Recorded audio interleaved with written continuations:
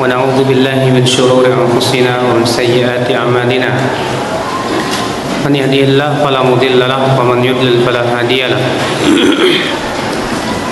أشهد أن لا إله إلا الله وحده لا شريك له وأشهد أن محمدا عبده ورسوله قال الله تعالى في كتابه الكريم يا أيها الذين آمنوا اتقوا الله حق تقاته ولا تموتن إلا وأنتم مسلمون أما بعد فإن أصدق الحديث كتاب الله وخير الهدي هدي محمد صلى الله عليه وسلم وشر الأمور محدثاتها وكل محدثة بدعة وكل بدعة ضلالة وكل ضلالة في النار.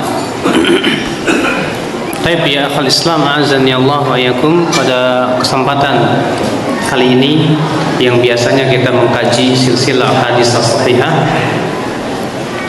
untuk sementara diganti dulu karena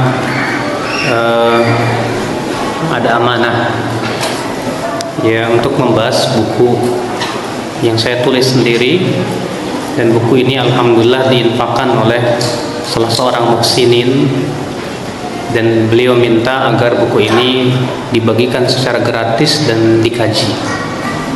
Karena untuk melaksanakan amanah ini maka ya pada hari ini yang biasanya kajian kita silsilah hadis sahihah, maka kita insyaallah akan membahas kitab atau buku ini.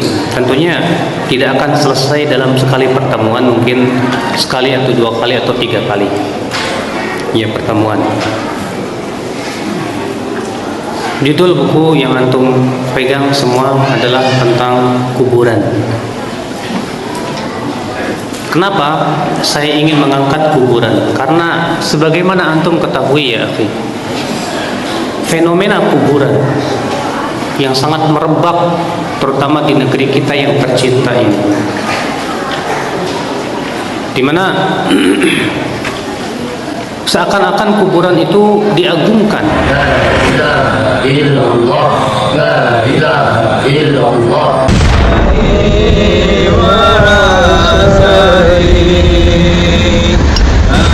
Seakan-akan kuburan itu diagungkan, dijadikan sebagai Tuhan, dijadikan sebagai tandingan selain Allah Subhanahu wa taala. Maka dari itu ikhwatul Islam azani Allah wa iyyakum,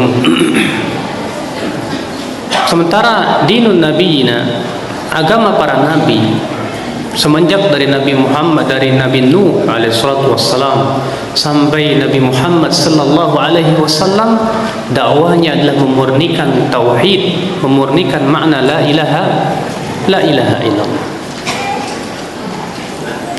Ikhwatul Islam, pengagungan terhadap kuburan ini itu adalah merupakan warisan dari siapa? Warisan dari orang-orang Yahudi dan Nasrani. Rasulullah SAW bersabda,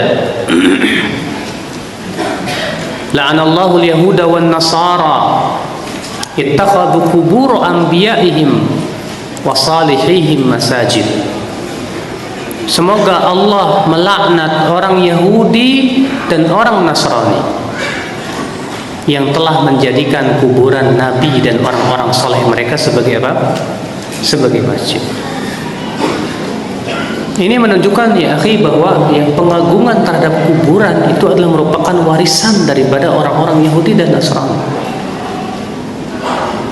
Yang kemudian subhanallah, Rasul kita yang mulia alaihi salatu wassalam telah mengabarkan bahwa umat Islam akan menapaki jejak kaki mereka. Rasulullah SAW sabda apa? La tattabi'unna sanana man kana qablakum shibran bi shibrin wa dhira'an bi dhira'in hatta law dakhalu juhra dabbin la dakhaltum. Sungguh kata Rasulullah, kalian akan mengikuti sunnah orang-orang sebelum kalian, sejengkal demi sejengkal, sehasta demi sehasta, sampai-sampai kalau mereka masuk ke bidang ke lubang apa? Dab pun kalian akan ikut masuk ke dalam. Ternyata ya ikhwatul Islam, pengagungan terhadap kuburan diikuti oleh umat Islam. Coba di Indonesia, berapa banyak kuburan-kuburan yang diagungkan ya, diagungkan selain Allah Subhanahu wa ta'ala. Ada salah seorang ikhwah kita ya, pergi ke suatu tempat untuk survei ya, kuburan-kuburan yang diagungkan. Dia datang di salah satu tempat ya, kemudian ketika dia masuk, rupanya dimintai tarif 100.000. Dia masuk ke dalam situ, ternyata di dalam situ ada sekitar 9 kuburan. Di situ orang-orang lagi khusyuk, ada yang lagi doa, ada lagi yang baca Quran. Mungkin kekhusyuan itu tidak ada ya, tidak mereka lakukan kalau di masjid. Akhirnya apa yang terjadi? Dia nanya, ya kamu di sini sudah berapa lama? Kata dia, saya sudah 3 hari mas. 3 hari saya di kuburan sini. Selama 3 hari 3 kali khatam Quran. Masya Allah. Mas mau ngapain kesini? Kalau mau minta jabatannya tinggi, kuburannya yang ini. Kalau mau minta ini, kuburannya itu lagi. Loh, jadi setiap kuburan ada tugasnya masing-masing. Masya Allah. Sudah sampai demikian ya, belum lagi kuburan-kuburan para wali yang disebut dengan wali songo di Indonesia, yang kita sendiri ya akhi tidak mengetahui secara persis bagaimana akidah dan keyakinan para wali songo. Kenapa? Karena wali songo tidak mewariskan kitab. Kalau Imam Ahmad mewariskan kitab tidak, Imam Syafi'i mewariskan kitab, Imam Abu Hanifah, Imam Malik, Imam Bukhari, Imam Muslim mewariskan kitab sehingga kita bisa mengetahui bagaimana akidah mereka. Sedangkan wali songo kita tidak tahu. Tapi subhanallah, kuburannya diagungkan selain Allah. Ya. Lihat di kuburan-kuburan wali songo, antum lihat, masya Allah, sampai ada di antara mereka yang sujud ke kuburan, sampai ada di antara mereka nangis-nangis di kuburan. Innalillahi wa inna ilaihi raji'un. Maka ikhwatul Islam azani Allah ya, fenomena ini sebetulnya Rasulullah SAW telah jauh-jauh hari ingatkan, di mana Rasulullah SAW berdoa, Allahumma la taj'al qabri wathanan yu'bad. Ya Allah, jangan engkau jadikan kuburanku ini sebagai berhala yang disembah. Rasulullah SAW minta kepada Allah, jangan sampai kuburanku dijadikan sebagai berhala yang disembah. Ya, kenapa? Mungkin Rasulullah SAW ya diberitahu oleh Allah ya bahwa kelak umatnya akan mengagungkan kuburan-kuburan, dijadikan berhala-bahala, atau karena memang kebiasaan orang-orang sebelum kita, mereka menjadikan kuburan nabi dan orang soleh mereka sebagai tandingan selain Allah. Ya, maka insya Allah kita akan membahas buku ini sedikit demi sedikit ya, karena untuk melaksanakan amanah saja untuk membahas buku ini. Kita buka bab 1, hakikat kuburan.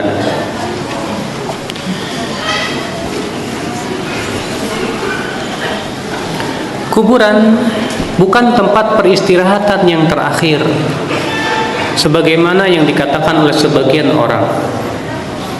Kadang di Indonesia ini akhi punya keyakinan begitu kan, sedang berbaring di tempat peristirahatannya yang terakhir.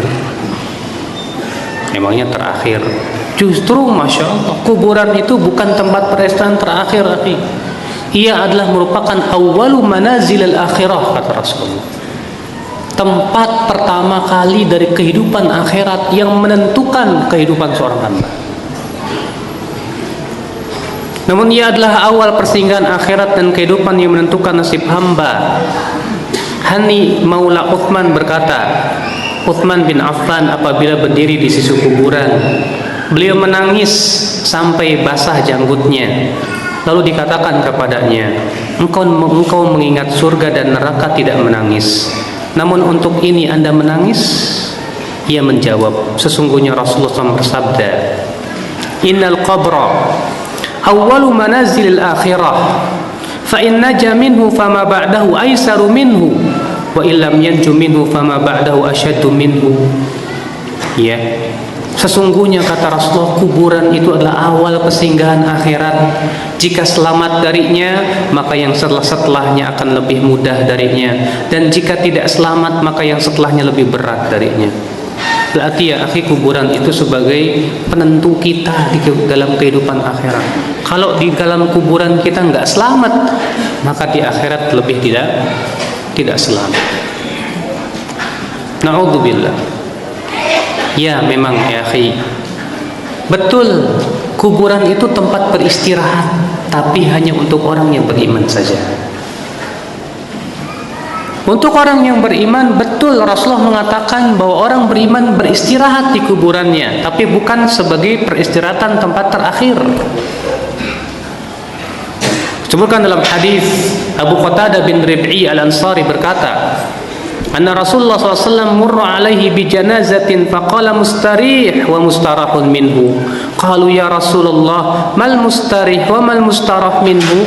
Qala al-abdul mu'min yastarihu min nasabid dunya wa adaha ila rahmatillah wal abdul fajiru yastarihu minhu al-ibad wal bilad wal syajar wal dawa. Rasulullah sabda, kata Abu Qatadah, sesungguhnya Rasulullah SAW lewat padanya jenazah, beliau bersabda, ada yang beristirahat dan ada yang darinya beristirahat. Para sahabat bingung, apa maksud? Ya. Maka mereka bertanya, wahai Rasulullah, siapa yang beristirahat dan siapa yang darinya beristirahat? Beliau bersabda, hamba yang mukmin beristirahat dari kelelahan dunia dan kepenatannya menuju rahmat Allah. Sedangkan hamba yang fajir beristirahat darinya para hamba negeri-negeri pepohonan dan binatang. Makanya Pak, orang kafir kalau mati itu disyukurin oleh pepohonan, binatang, negeri-negeri. Buktinya hadis ini. Rasulullah mengatakan bahwa kalau orang kafir yang mati, orang yang suka berbuat dosa mati, maka pepohonan akan beristirahat. Kok bisa begitu? Kata para ulama, karena dosa itu menyakiti apa yang ada di muka bumi ini. Dosa itu menyakiti pepohonan, dosa itu menyakiti binatang-binatang, dosa itu menyakiti ya awan dan yang lainnya. Bukankah ya akhi, Hajar Aswad ketika pertama kali diturunkan warnanya apa? Putih. Kata Rasulullah, Hajar Aswad itu adalah batu surga. Pertama kali diturunkan itu putih. Sawadathu khotaya bani Adam, dihitamkan oleh dosa-dosa anak Adam. Makanya atas pendapat yang sahih dari penafsiran para ulama dalam firman Allah, "Dhaharal fasadu fil barri wal bahri bima kasabat aydin nas." Telah muncul kerusakan di lautan dan di daratan akibat perbuatan manusia. Kata Ibnu Abbas, artinya akibat dosa-dosa mereka. Bukan hanya sebatas ya mungkin adanya teknologi canggih atau asap yang mengepul atau yang lainnya. Itu tidak ya akhi. Yang sangat berpengaruh adalah dosa manusia. Pemanasan global, cuaca yang tidak menentu, banyaknya gempa dan yang lainnya akibat apa? Dosa. Di zaman Umar bin Khattab pernah terjadi gempa. Kemudian Umar berkata, wahai kalian semua, apa dosa yang kalian lakukan? Demi Allah, kata Umar, kalau sampai gempa ini kembali lagi, aku tidak mau tinggal bersama kalian. Ya. Kenapa demikian? Karena dosa itu akhi menyakiti pepohonan. Kita saja tidak merasakannya. Ya pepohonan diem, nggak bakalan ngomong kamu, ya gara-gara kamu enggak. Tapi Rasulullah mengatakan bahwa orang fajir, orang fasik kalau mati itu kata Rasulullah beristirahat darinya negeri-negeri pepohonan. Subhanallah. Jadi ya akhi, itulah Ya, kuburan buat orang yang beriman itu adalah tempat peristirahatan yang nyaman. Memang kelihatan liang lahat itu gelap, sempit, tapi buat orang yang beriman luar biasa. Yang disebutkan dalam hadis, ya, bahwa orang yang beriman ketika dia ditanya tentang siapa Rabbmu, apa agamamu, siapa nabimu, dia akan bersyahadat asyhadu an la ilaha illallah. Dia pun bisa menjawab. Lalu Allah berfirman, an sadaqa abdi, benar hambaku itu, perlihatkan tempatnya di dalam surga. Lalu kemudian kuburannya itu diluaskan sejauh mata memandang dan diberikan cahaya dan sinar. Berbeda dengan kuburan orang-orang yang kafir, yang fasik, yang fajir. Buat orang fasik, buat orang kafir, kuburan itu memang tempat yang sangat mengerikan.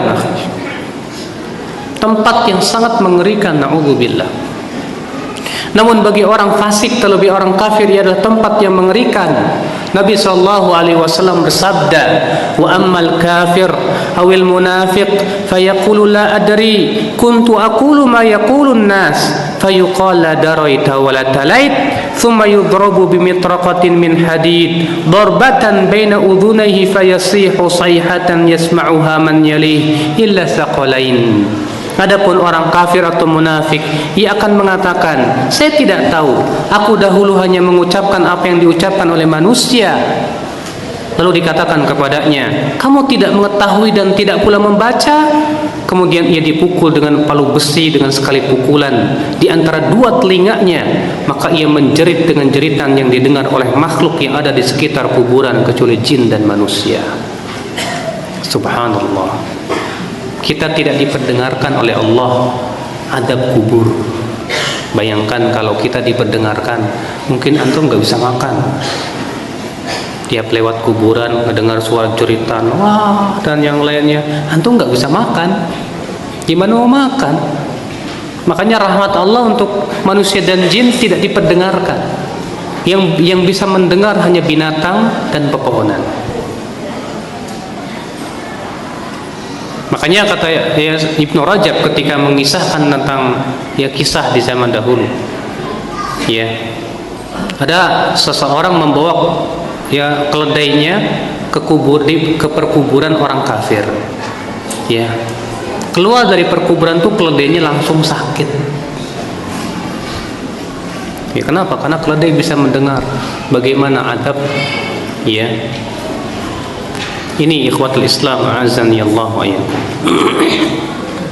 Lihat ya, akhi, yang menjadi perhatian kita di situ. Ketika orang kafir ditanya, tentang siapa Rabbmu, apa agama, apa kata dia? La adri, saya tidak tahu. Aku cuma mendengar orang-orang mengucapkan sesuatu, aku pun ikut-ikut mengucapkan. Ikhwatul Islam, maka kewajiban kita ya akhi memikirkan apa yang kita persiapkan menuju kuburan itu. Amal kita sudah sejauh apa ya akhi? Setiap kita pasti mati, setiap kita pasti akan ditanya oleh malaikat mungkar dan nakir. Wajib diyakini itu pasti akan terjadi ya akhul Islam, azani Allah wa iyyakum. Ikhwatul Islam, demikian memang keadaan kuburan. Ia adalah tempat yang menyenangkan orang yang beriman, tapi ia adalah tempat yang sangat menyeramkan bagi orang-orang yang kafirin dan fajir. Maka ikhwatul Islam, setiap kita bertanya, apa persiapan kita menuju kehidupan itu? Ataukah kita masih terus disibukkan dengan dunia, dan dunia? Lalu kemudian kita pun ketika meninggal dunia dalam keadaan kita belum siap-siap menuju kehidupan akhirat. Nasallallahu as-salamata wal afiyah. Ikhwatul Islam, kuburan hanyalah benda mati yang tidak dapat memberi manfaat dan mudarat. Di halaman 18, kuburan hanyalah benda mati yang tidak bisa memberikan manfaat dan mudarat. Di dalamnya terbujur mayat yang kaku yang membutuhkan doa orang yang masih hidup. Siapa di antara antum yang pernah memandikan mayat? Nggak pernah ya? Belajar dong. Akhi, ketika antum mandiin mayat, mayatnya diam apa gimana? Antum cubit, dia ngelak. Itu mayat. Berarti sudah tidak bisa memberikan manfaat dan mudarat. Jangankan ngasih manfaat mudarat buat orang lain, buat dirinya sendiri aja nggak bisa. Ya. Lalu ada apa kemudian dijadikan tandingan selain Allah Subhanahu wa taala? Nauzubillah, sallallahu alaihi wasallam. Ia tidak dapat menyampaikan doa orang yang bertawasul kepadanya, apalagi mengabulkan doa orang yang berdoa kepadanya. Mayat sudah tidak punya apa-apa lagi, tidak punya kemampuan. Justru dia sangat butuh doanya orang yang hidup ya. Ya. Ikhwatul Islam, bayangkan Rasulullah sallallahu alaihi wasallam saja orang yang paling tinggi kedudukannya di sisi Allah. Ternyata Rasulullah tidak bisa memberikan manfaat dan mudarat kepada dirinya sendiri. Allah berfirman dalam surat Al-A'raf ayat 188 apa? Qul la amliku li nafsi naf'an wa la darran illa ma syaa Allah. Walau kuntu a'lamul ghaib lastakthartu minal khairi wa ma massani as-su. Katakan hai Muhammad, aku tidak memiliki untuk diriku manfaat dan mudarat kecuali apa yang Allah kehendaki. Kalaulah aku tahu yang gaib, aku akan memperbanyak kebaikan dan aku tidak akan tertimpa keburukan. Ya akhi, ini ayat bantahan berat buat orang-orang tasawuf. Kenapa? Karena orang tasawuf punya keyakinan bahwa Rasulullah bisa memberikan manfaat dan mudarat setelah matinya. Jangankan itu, mereka punya keyakinan katanya wali yang sudah mati itu bisa memberikan manfaat dan mudarat. Iya. Mereka punya keyakinan bahwa Rasulullah SAW itu tahu yang gaib. Bahkan mereka punya keyakinan wali-wali itu katanya tahu yang gaib. Subhanallah. Maka di sini Allah Subhanahu wa taala membatalkan keyakinan seperti ini. Allah mengatakan kepada disuruh Rasulullah mengatakan qul la amliku li nafsi naf'a wa la dharran illa ma syaa Allah. Katakan hai Muhammad, aku tidak memiliki untuk diriku manfaat dan mudarat. Untuk dirinya sendiri Rasulullah tidak bisa memberikan manfaat dan mudarat, apalagi untuk orang lain. Walau kuntu a'lamul ghaib, kalaulah aku tahu yang gaib kata Rasulullah, lastakthartu minal khair, aku akan memperbanyak kebaikan. Wa ma massani yasu, dan aku tidak akan tertimpa keburukan. Buktinya di perang Uhud Rasulullah kepalanya bocor, gigi serinya patah, ya, pipinya tertancap. Nggak kayak sekarang, ya terkadang kaum muslimin banyak punya keyakinan yang namanya wali itu katanya nggak mempan dibacok. Sampai-sampai banyak ya para kiai memperlihatkan karomahnya, tuh lihat nggak mempan dibacok katanya. Oh itu wali. Subhanallah. Rasulullah Shallallahu Alaihi Wasallam saja ya ketika perang Uhud masih bocor kepalanya. Ya subhanallah, ikhwatul Islam azani Allah wa iyyakum. Ikhwatul Islam, kuburan memang benda mati. Dia tidak bisa memberikan manfaat dan mudarat, tapi sayang, aneh, ya seakan kuburan itu diagungkan selain Allah, dijadikan tempat beribadah dan yang lainnya. Berikut kita akan sebutkan beberapa ritual yang masyhur di kalangan masyarakat kita, ya, beserta pemaparan dalil-dalil dan sedikit ya menyebutkan tentunya ya hujah-hujah dari mereka. Bab yang kedua yaitu ritual-ritual di kuburan. Yang pertama, membaca Al-Quran di kuburan. Sebelum kita membahas hukum membaca Al-Quran di kuburan, baiknya kita bahas dulu ya hukum menghadiahkan Al-Quran. Gimana nih? Ya terkadang kan di masyarakat sering kita mendengar hadiah ila hadrati fulan al-Fatihah, a'udzubillahi minasyaitonir rajim. atau misalnya baca yasinan buat si mayat, atau baca Quran, ya kan? Iya. Apa hukumnya? Terjadi ikhtilaf para ulama. Pendapat Al-Imam Ahmad bin Hanbal, Hanafi, demikian pula riwayat dari Syafi'i, dan pendapat ulama terakhir dari mazhab Maliki dan sebagian Syafi'iyah terutama mutaakhirinnya mengatakan bahwa bacaan Al-Quran itu sampai kepada mayat. Sampai ke mana? Ke mayat. Iya. Sampai-sampai Al-Bahuti berkata, Imam Ahmad mengatakan bahwa sampai kepada mayat semua kebaikan berdasarkan nas-nas yang menunjukkan kepada hal itu.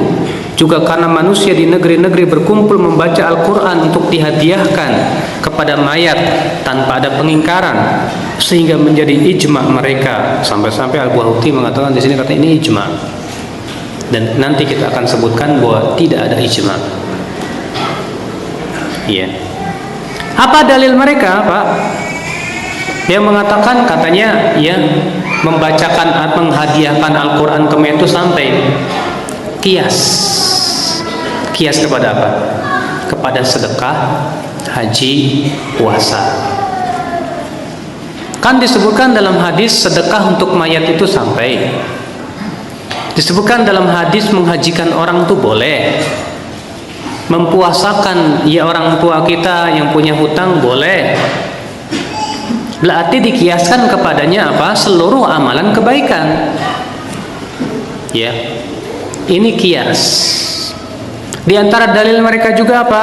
Hadis Ma'qil bin Yasar bahwa Nabi SAW sabda, "Iqra'u Yasin ala mautakum." Bacakan surat Yasin kepada orang yang sudah mati di antara kamu. Tapi hadis ini akhir dhaif. Di dalam sanadnya terdapat Abu Uthman, ya bukan An-Nahdi, dan ayahnya dua-duanya perawi yang majhul, dan juga sanadnya muttarib, terdapat keguncangan. Ya. Pendapat yang kedua, dan ini pendapat yang masyhur dari Imam Syafi'i rahimahullah. Imam Syafi'i mengatakan bahwa bacaan Al-Quran tidak sampai ke siapa? Ke mayat. Dalilnya mana? Dasarnya surat An-Najm ayat 39. Allah berfirman, "Wa alaysa lil insani illa ma sa'a." Manusia tidak akan mendapatkan kecuali apa yang dia usahakan. Dan juga kata Imam Syafi'i, karena tidak adanya praktek dari Rasulullah, tidak pula para sahabat, tidak pula para tabi'in, bahwa mereka menghadiahkan bacaan Al-Quran kepada siapa? Kepada mayat. Ya, apalagi Pak, Rasulullah SAW itu orang yang paling sayang kepada umatnya. Sampai Allah menyebutkan dalam surat At-Taubah ayat 128 apa? Wa kana wa bil mu'minina raufur rahim. Adalah Rasulullah SAW sangat sayang dan lembut kepada kaum mukminin. Apa konsekuensi sayang? Kalau Rasulullah sayang, tentu Rasulullah ingin supaya umatnya semua selamat. Di antaranya apa? Dengan melakukan usaha bagaimana mengirimkan bacaan Quran. Tapi tidak ada satupun riwayat satu saja ya Rasulullah SAW mengirimkan Al-Fatihah misalnya. Memang ada hadisnya, Al-Fatihah lima quri'at laha. Al-Fatihah itu tergantung untuk apa dibaca. Tapi hadis itu palsu kata para ulama. Ya. Tidak pernah kita mendengar ada seorang sahabat ngirimin bacaan Quran. Makanya ini hujah. Maka dari itu Al-Imam Ibnu Katsir rahimahullah dalam tafsirnya, ya Imam Ibnu Katsir dalam tafsirnya berkata, dari ayat yang mulia ini ketika menafsirkan An-Najm ayat 39, Imam Asy-Syafi'i dan para pengikutnya beristimbat bahwa bacaan Al-Quran tidak akan sampai kepada mayat, karena itu bukanlah amal mayat, bukan juga usahanya. Dan Rasulullah SAW tidak pernah menyunahkan kepada umatnya, tidak juga menganjurkan atau membimbing kepadanya baik dengan nas maupun isyarat, dan tidak pernah dinukil juga dari seorang sahabat pun kalau itu baik, tentu mereka telah mendahulunya. Dan bab al-qurubat, ibadah hanya terbatas pada nas, tidak berlaku padanya qiyas dan ra'yu. Dan ini pendapat yang sahih, Pak, yang rajih. Sebab coba antum minta kepada para kiai atau ajengan yang mengatakan bahwa bacaan Al-Quran sampai kepada mayat, minta mana praktek dari Rasulullah. Sekali saja Rasulullah kalau ziarah kubur tuh baca Quran dihadiahkan ke mayat. Padahal Rasulullah itu sering berziarah kubur. Di suatu malam ketika Rasulullah SAW diperintahkan oleh Allah untuk berziarah kubur Baqi, lalu kemudian diikuti oleh Aisyah dari belakang. Aisyah dia tidak mendengar Rasulullah SAW menyampaikan atau membacakan Al-Quran. Bahkan ketika Aisyah berkata kepada Rasulullah, "Ya Rasulullah, kalau saya berziarah kubur, apa yang harus saya baca?" Kata Rasulullah, "Quli, ucapkan Assalamualaikum ya ahlad diyar." Ya, sampai akhirnya Rasulullah tidak mengajarkan tentang bacaan ayat Al-Quran. Kalaulah itu baik, tentu sudah diajarkan oleh siapa? Oleh Rasulullah Sallallahu Alaihi Wasallam. Para sahabat yang mati di zaman Rasulullah banyak tidak? Baik. Ketika Rasulullah SAW meninggal dunia, apakah para sahabat baca yasinan? Tidak pernah kita mendengar dalam sejarah ketika Rasulullah SAW meninggal dunia itu para sahabat yasinan. Silakan dibuka kitab-kitab bagi mereka yang mau berpikir, ya, kitab-kitab hadis dengan sanad-sanadnya. Ketika Rasulullah meninggal dunia atau Abu Bakar meninggal dunia, tidak pernah kita mendengar para sahabat kumpul baca yasinan. Ketika Umar bin Khattab meninggal dunia, Utsman meninggal dunia, Ali bin Abi Thalib meninggal dunia, kita tidak pernah mendengar para sahabat baca yasinan, menghadiahkan bacaan Al-Quran kepada. Selain hadisnya juga dhaif, ya. Ya. Itu menjadi tren di masyarakat, kan. Ayo baca yasinan, yasinan. Ya, kalau nggak yasinan kamu Wahabi, sesat kamu. Masya Allah. Ikhwatul Islam, azani Allah wa iyyakum. Adapun klaim Bahuti bahwa itu ijma, ini klaim yang batil. Kenapa? Karena perselisihan dalam masalah ini jelas. Nah, terus berarti Imam Ahmad sesat loh. Berarti Imam Malik sesat. Berarti Imam Abu Hanifah sesat? Yang mengatakan bahwasannya ya bacaan Quran sampai, kita katakan mereka sudah berijtihad. Dan orang yang berijtihad itu kalau benar dapat 2 pahala, kalau salah dapat 1 pahala. Berarti buat mujtahidnya dapat pahala, lah buat antum kalau tahu itu salah dapat dosa kalau tetap ngikutin juga. Ya akhi, dalam masalah perselisihan ulama, hujah kita bukan ulama. Kalau ketika terjadi ikhtilaf ulama, hujah kita apa? Al-Quran dan Sunnah Rasulullah SAW. Makanya kalau ada orang berkata, sampean kan punya ulama, saya punya ulama, ya masing-masing aja. Kita katakan, apa benar, apa pernah kita mendengar ada ulama yang hujahnya begitu? Imam Syafi'i ketika dialog dengan Imam Ahmad bin Hanbal tentang masalah tarikus shalah, ya orang yang meninggalkan sholat hukumnya kafir atau tidak. Imam Ahmad membawakan nas dalil, Imam Syafi'i membawakan dalil. Tidak pernah kita mendengar para ulama ketika dialog, sampean punya ulama, saya punya ulama.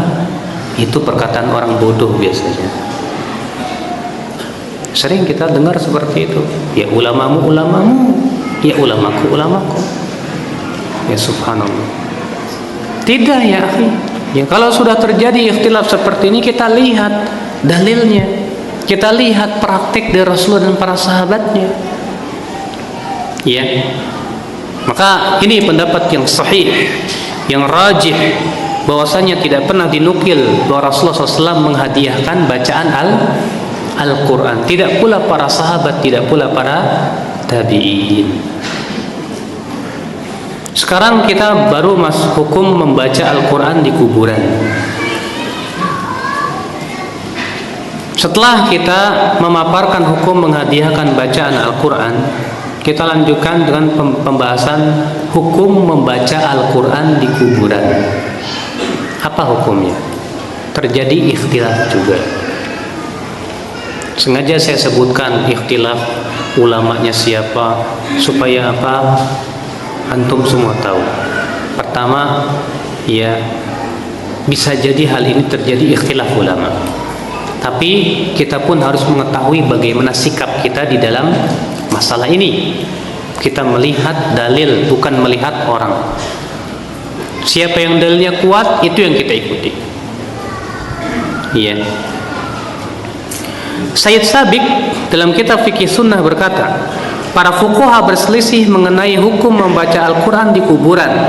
Asy-Syafi'i dan Muhammad bin Al-Hasan berpendapat sunnah agar memberikan keberkahan padanya, dan disetujui oleh Al-Qadhi Iyad dan Al-Qarafi. Dari Malikiyah dan Ahmad memandang tidak apa-apa. Al-Khallal meriwayatkan dari jalan Ruh bin Al-Faraj dari Al-Hasan bin As-Sabbah, ia berkata, aku bertanya kepada Asy-Syafi'i tentang membaca di sisi kuburan. Beliau menjawab tidak apa-apa. Dalam kitab Al-Qira'ah Indal Qubur yang ditulis Al-Khallal. Namun Syekhul Islam Taimiyah meragukan keabsahan riwayat dari Imam Syafi'i ini. Beliau berkata dalam kitab Iqtida'us Shiratal Mustaqim, tidak mahfuz dari Asy-Syafi'i sendiri pembicaraan dalam masalah ini, karena yang demikian itu menurutnya lebih bid'ah. Dan Malik berkata, aku tidak mengetahui seorang pun yang melakukannya. Dan pernyataan Sayyid Sabiq bahwa Imam Ahmad memandang tidak apa-apa bertentangan dengan yang diriwayatkan oleh Abu Daud darinya dalam kitab Masailnya, di mana Abu Daud meriwayatkan, beliau berkata, aku mendengar Ahmad ditanya tentang hukum membaca Al-Quran di kuburan. Beliau menjawab tidak boleh. Siapa yang mengatakan?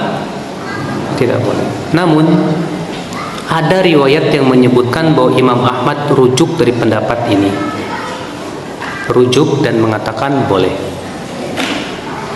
Nah, ini yang kemudian riwayat ini dijadikan dalih yang sangat kuat. Tuh lihat, Imam Ahmad saja rujuk dan membolehkan baca Quran di mana?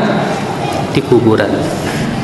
Kita akan sebutkan riwayatnya, yaitu yang diriwayatkan Al-Khallal, akhbarni Al-Hasan bin Ahmad Al-Warraq, haddatsana Ali bin Musa Al-Haddad, aku bersama Ahmad bin Hanbal dan Muhammad bin Qudamah Al-Jauhari pada suatu jenazah.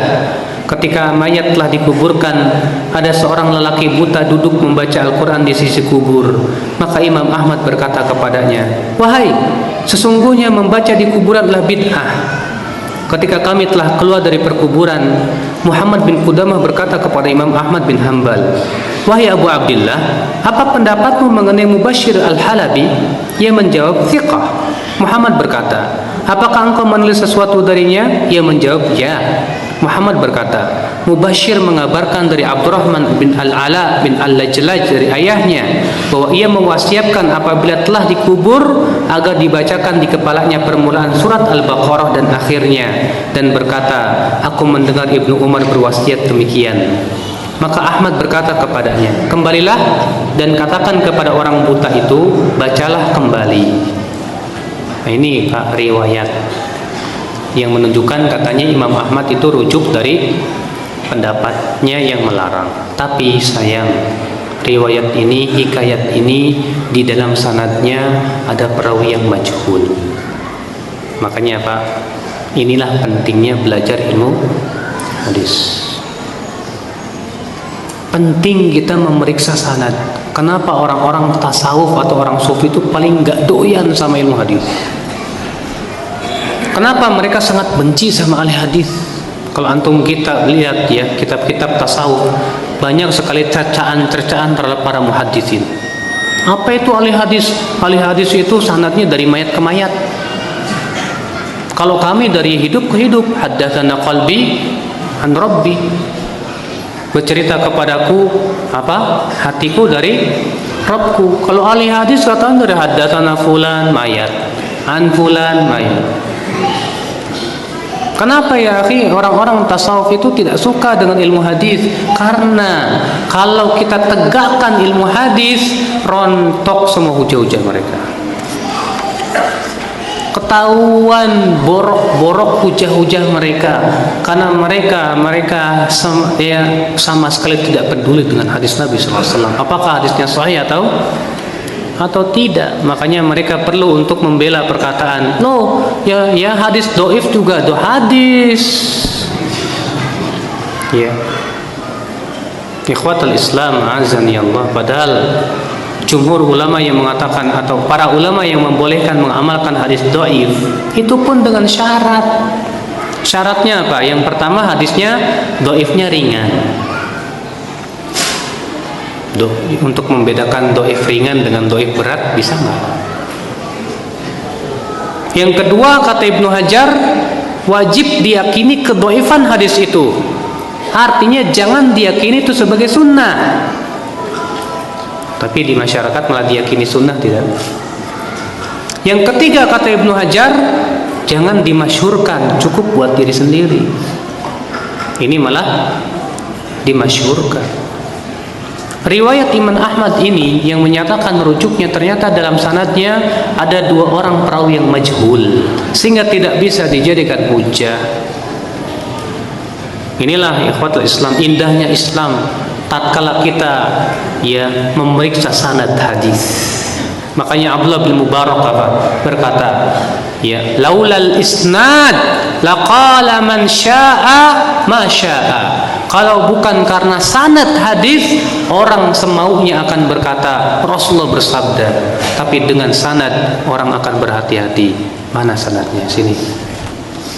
Makanya Pak, hadis palsu, hadis dhaif dan kedustaan itu lakunya di pasar kebodohan. Di Indonesia seringkali terkadang SMS beredar, Rasulullah bersabda begini, HR Bukhari dan Muslim, padahal Bukhari Muslim nggak pernah meriwayatkannya. Orang ketika melihat Bukhari Muslim ini, Masya Allah, lihat Bukhari Muslim. Ya, kita katakan, sampean udah rujuk belum kalau kitab Bukhari Muslim? Ya masa bohong sih dia? Belum tentu, kali yang menyampaikannya ya dukun, kita nggak paham. Rujuk dulu mas. Ya setelah dirujuk ternyata nggak riwayat Bukhari dalam sahihnya, adanya Bukhari dalam Al-Adabul Mufrad. Nah gimana? Sementara Al-Adabul Mufrad itu tidak disyaratkan harus sahih.